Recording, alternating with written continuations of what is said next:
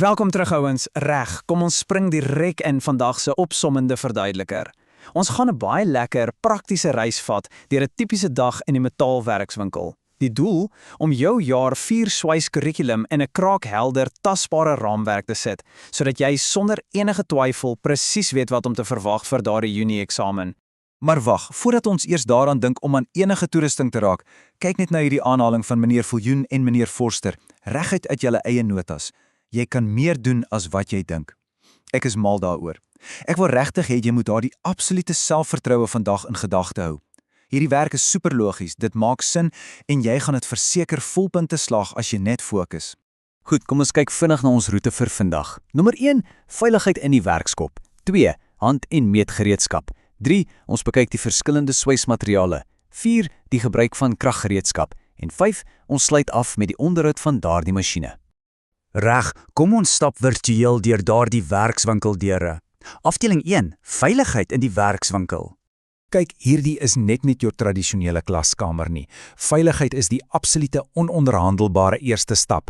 Die reëls hier is basies wetgewing. Moenie hardloop nie, hou daardie werkarea silwer skoon, volg altyd die juffrou of meneer se instruksies en rapporteer enige besighede onmiddellik. Hoekom is ons so streng hieroor? Wel, dis presies hoe ons keer dat lelike dinge soos brandwonde en snye in hierdie besige omgewing gebeur. Nou, luister mooi hierso, want hierdie is letterlik 'n klassieke eksamenvangvraag. Hulle gaan definitief jou vermoë toets om die verskil hier te ken. Onveilige handelinge aan die linkerkant is menslike foute. Dis dinge soos hardloop of rondspeel met gereedskap. Dis wat jy verkeerd doen. Onveilige toestande aan die regterkant is omgewingsgevare, soos 'n donker hoekie sonder ligte of los drade op die vloer. Die maklikste manier om dit te onthou, handelinge is wat jy doen, toestande is wat fout is met die kamer self. En natuurlik is jou heel eerste verdedigingslinie jou persoonlike beskermende toerusting, oftewel PPE.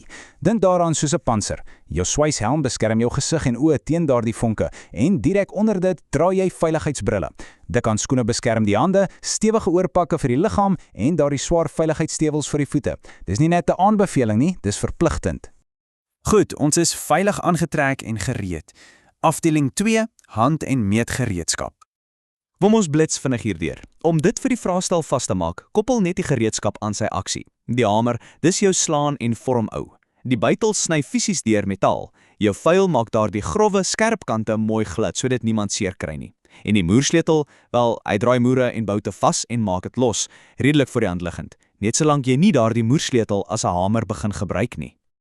Maar wanneer ons by meetgereedskap kom, siek ons absolute presisie. Staallineale is daar vir jou korter, reguit lengtes, terwyl die maatband uitkom vir die langer afstande. Die winkelhaak vervarieer daardie perfekte 90 grade hoeke vir jou. Maar hoor my nou, die skuifpasser. Hierdie instrument is 'n massiewe fokuspunt in julle kurrikulum. Jy gebruik 'n skuifpasser vir hoogs akkurate interne sowel as eksterne metings. As daar een meetinstrument is wat jy binne en buite moet ken vir Junie, is dit hierdie een. Werkstasie opgestel. Goed. Afdeling 3, verskillende swysmateriale. Om te weet presies waarmee jy werk, is die verskil tussen 'n struktuur wat staan en een wat intuimel.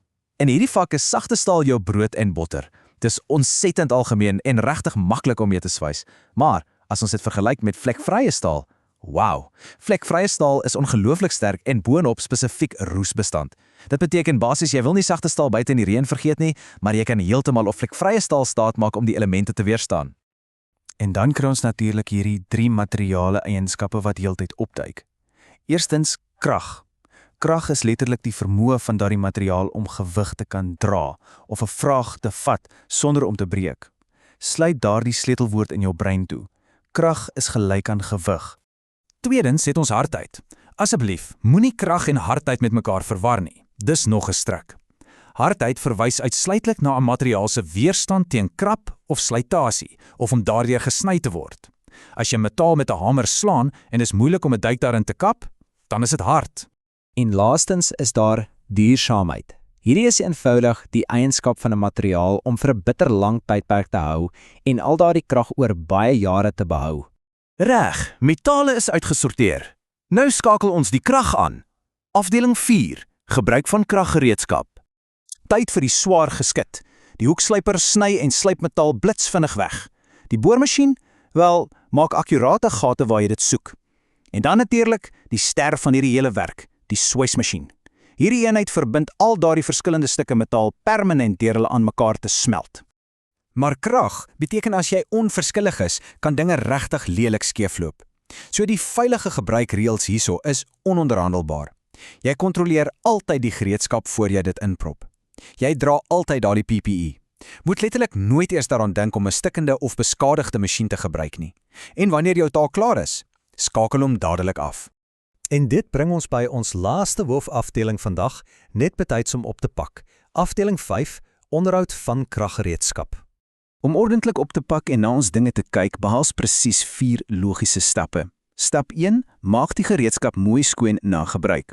Stap 2, inspekteer dit. Jy soek basies vir enige losdele wat dalk later kan afval en 'n gevaar skep. Stap 3, vat so bietjie olie of vet en smeer daardie bewegende dele as dit moet. En laastens, stap 4, pak dit netjies weg en berg dit op 'n droë, veilige plek om roes heeltemal te vermy. Hoekom pla ons hiermee? Glo vir my, dit is byna gewaarborg om as 'n teorievraag op te duik. En die redes is eenvoudig. Dit voorkom massiewe ongelukke.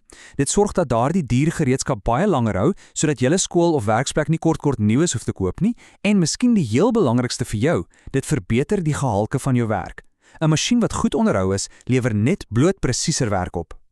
Ouens, voor ons vandag se sessie finaal toemaak, wil ek hierdie reuse studiewenk deel wat direk uit jou notas kom. Dit mag dalk effens snaaks voel in die begin, maar dit werk soos 'n bom. As jy in daardie werkskern staan, identifiseer die gereedskap visueel en verduidelik dan die gebruike hardop aan jouself of aan 'n vriend. Deur in daardie omgewing te staan en die woorde letterlik hardop te sê, sementeer jy dit in jou brein op 'n manier wat jy onmoontlik sal vergeet as jy later in daardie eksamenlokaal sit. En daar het julle dit. Ons is reg deur die reëls vir veiligheid, die hantering van jou hand- en meetgereedskap soos daardie skuifpasser, ons ken ons materiale en ons weet hoe om na ons kraggereedskap te kyk. So as ons terugdink aan daardie kragtige aanhaling aan die begin, los ek jou met hierdie vraag. Is jy nou gereed om in daardie werkskop en in jou Junie-eksamen in te stap en vir almal te wys dat jy werklik baie meer kan doen as wat jy ooit gedink het? Ek weet jy kan. Bly veilig, leer hard en ek sien julle weer by ons volgende verduideliker.